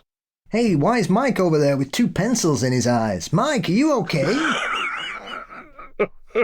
I'm just writing this fucking article about ghosts. A genie came and showed him the future of journalism, and he's like, fuck it, man, I'm out. Go on, get back to Finney. Yeah. Oh, I love it. That's it. That's it. That's it. Just Anna Finn. And then there was another Elizabeth who lived there and watched as her husband and 2 of her 3 children died of TB in the house. After their death, she moved in with her husband's family and rented out the house. Maybe the woman in blue is one of them. Honestly, this author could basically just write "Who gives a fuck" under every one of these things, and it would just be the effect would be the same. Maybe it's real, maybe it's not. I'm just sitting here in my study, polishing my shotgun, waiting for God to finally stop being a coward and take me. I mean, yeah, because people dying of TB is really rare in those days. Never happened. No, never once. I'm gonna read a story that's clearly been written by Zach Baggins. Haunt 12, The Valley. Though the valley is mostly urban legend, it still has to be addressed here. There is a house off Colt House Road called the Demon House, where ghosts peer through the windows. Straight away there's a bit of disconnect there. While you drive up to the Demon House, the trees look like they're moving, and bending away from the house on whatever is in it. Legend has it if you get too close, black SUVs will chase you away. We don't want to get close enough to find out. Fucking hell. You know who's driving that black SUV? It's the poor guy that owns the house going, I wish these people had fuck off. Trees that bend? Whoa! Fuck me, do they not get wind in Delaware? Paul, I just opened my eyes. Like, I just looked at the page, and immediately I saw Slave Napper. I'm going to hate this so much. Haunt 13, Woodburn Mansion. There are ghosts, then there are our kind of ghosts. Ghosts that like to drink. This is the one true thing you've said this entire article. Woodburn Mansion in Dover is the governor's mansion, and also home to 4 ghosts. Our favorite ghost is also known as the tippling ghost. The afterlife apparently could not quench his love of good wine. If you're in Woodburn and happen to leave some wine out overnight in a glass, when you wake up in the morning, it will be cold. And the dog sleeps all day. Weird. There's no connection at all. Okay, a couple more paragraphs, then we get to do ghost points and go home. One night, 2 residents sat at a table with wine in front of them, and were determined to stay up all night to see the ghost come and drink their wine. They fell asleep in their chairs, but when they woke up, the wine was gone. This ghost takes down an entire decanters of wine and may have made a trip down to the wine cellar. Our question for the tippling ghost is, are there hangovers in the realm where you live? Another ghost is a man dressed in turn-of-the-century garb, breeches, puffy shirt, that kind of stuff. That kind of stuff. Again, this guy's just fully... Which century? At this point. Nobody was wearing puffy shirts at the end of the other one. 19th century. What's he on about? He may as well just put in a stage direction, dismissive hand wave. You know. He's joined by a little girl who appears to float across the reflecting pond. The 4th ghost at Woodburn is not as good-spirited as the first 3, probably because he never gets any of the wine. He is the ghost of a slave napper. Yep, I hate this already. Who used to kidnap freed or escaped slaves, chain them up, and then hide them until he could sell them back into slavery. One night, the slave napper, I don't love that they've given him like a playful nickname. Yeah, you should just write the bastard. Yeah, at best. At best. Anyways, one night the bastard was being chased. He hid in a poplar tree on the grounds of Woodburn. He hid so long that he fell asleep and accidentally strangled himself with his chains. Of course he did. They really did save the best for last. Who hasn't done that? This is like me trying to end a Fear Daily story. Oh, and then he strangled himself with his chains. I don't fucking know, whatever. He shot himself to death.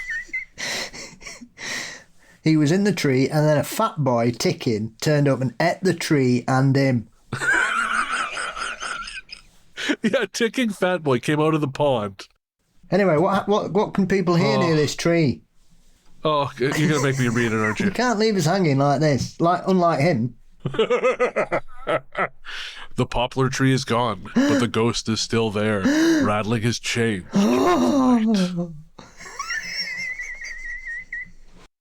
Holy shit. Guys, I promise the next episode will be better. Good Lord.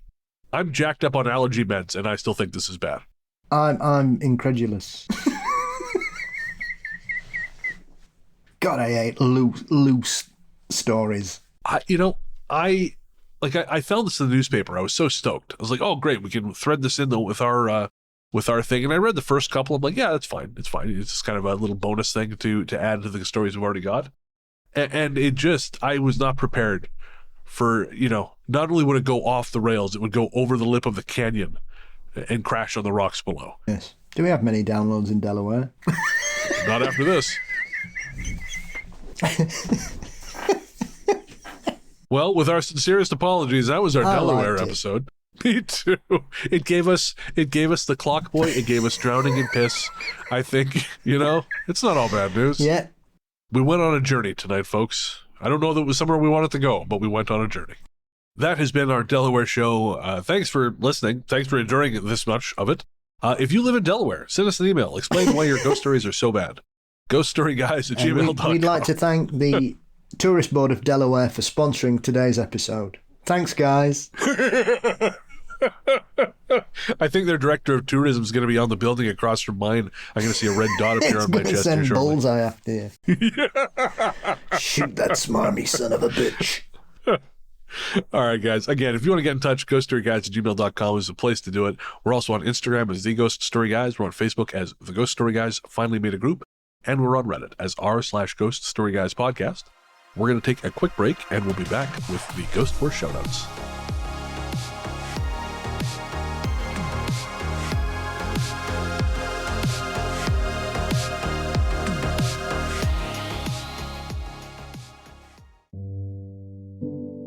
Hey there, listeners. Before you reach for that skip 15 seconds ahead button, I promise you this isn't an ad. We wanted to take a minute to talk to you about mental health. On this show, I've always tried to be as honest and open as possible about my struggles with depression and anxiety, because even though we've come a long way towards acknowledging the very real damage these things can do, there is still way too much lingering stigma about reaching out for help. And when you start to feel like there's no help, it's easy to start feeling like there's no hope. But Paul has joined me today to remind you there is always hope and there's always help. We're not going to try and talk you out of self-harming right now, because we know that's not how it works. Instead, what we wanted to do was tell you something now and hope that should things get bad, you'll remember it and make a phone call or send a text message before you make any permanent decisions. As someone who knows all too well just how important mental health can be, it's never too late to reach out. In Canada, the number to call is 133-456-4566. In the USA, the new number to call is 988. That's 988. In the UK, the number to call is 116123 or text SHOUT, that's SHOUT, to 85258.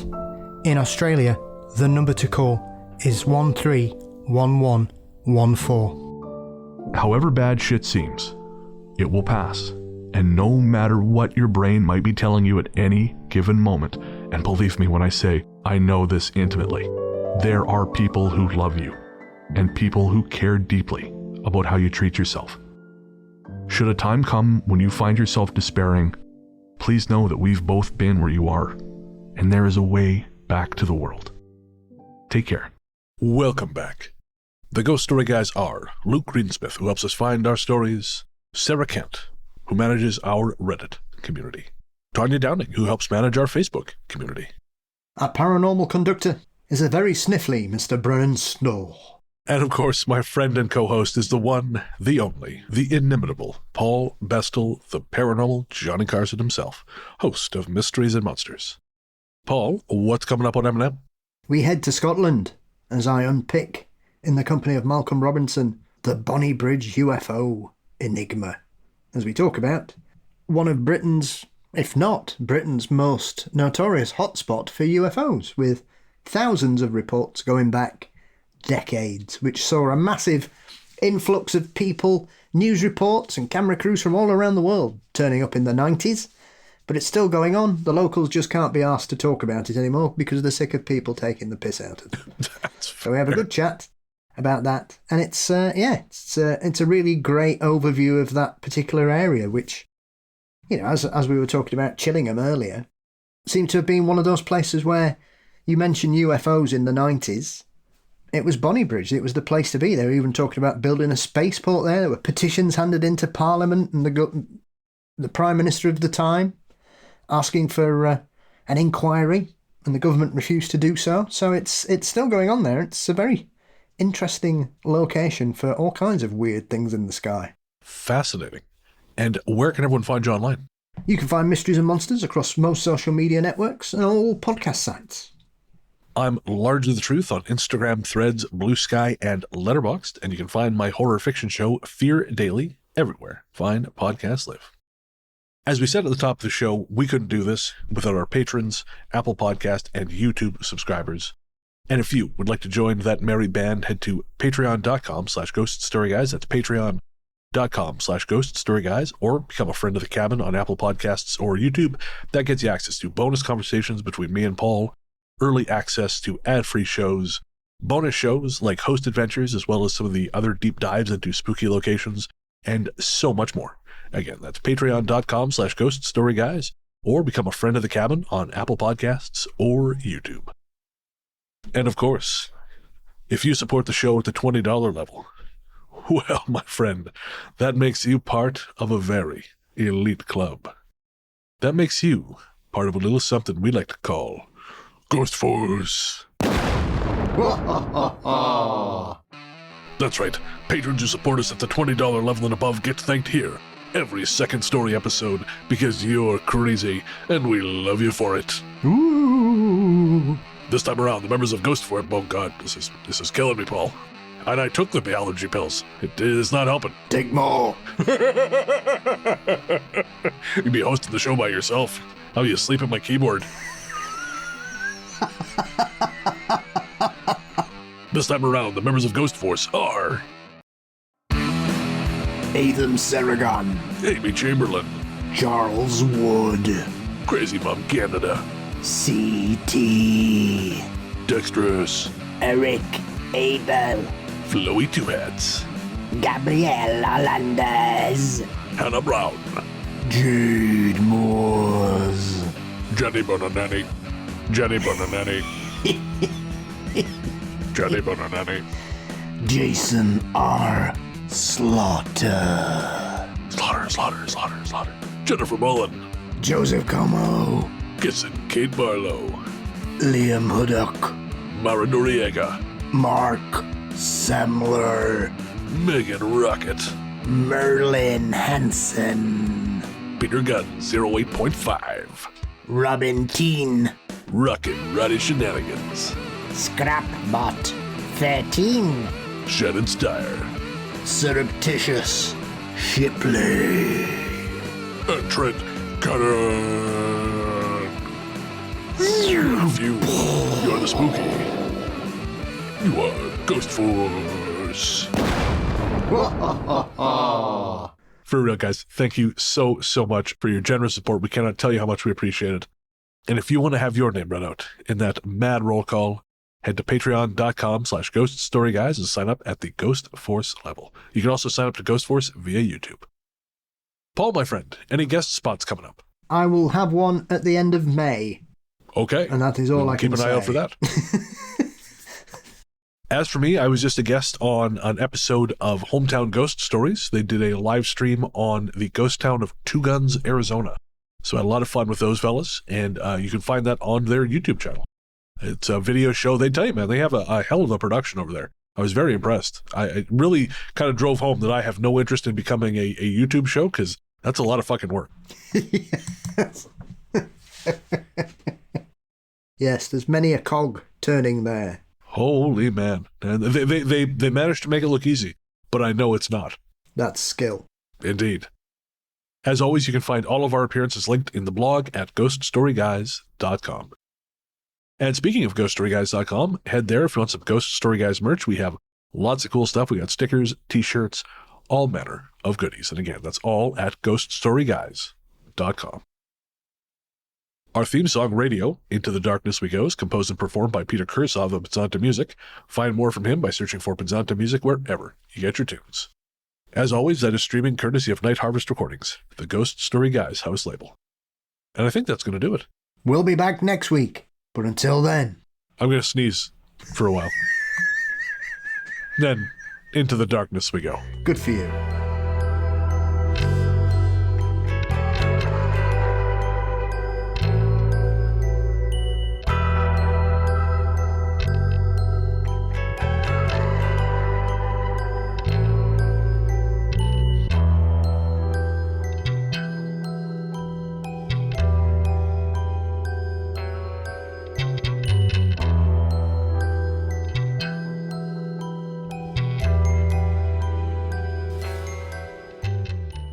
Oh, no, I have no doubt. Although I would argue that you maybe can't hate something without knowing much about it. I would say that is a rare quality. Sorry, one of the cats just threw themselves at the door. What the fuck? Outside to get in. Bastards. So yeah, since we've had the room done, the door doesn't shut properly. And so the cats have decided it's a really good game now just to push it open and fuck off. Well, I've noticed we've had a lot more internet problems since you moved back in there too. I don't know why, because I'm closer to the signal. Oh, weird. I was going to say, like, I'll send you a range extender, but no, okay. Yeah, I think I don't know what's going on. You pissed something off is what you did. Hey, I'm not the one who upsets the fail all the time. That's true. That's true. I'm just going to take that right from the top. Oh, that's all coming out. I learned some stuff today. That's one for family viewers. Yep. Well, like I said, that's all coming out of the show anyways. So. Some of it will survive in outtake form, but not most of it. Yeah, it does get quite tiring, I have to say. Yes, I've also had lots of experience with anyways. Chill out. Yep, I know that from experience. Yikes. Obviously, that's not staying in the show, but boy, that hurt.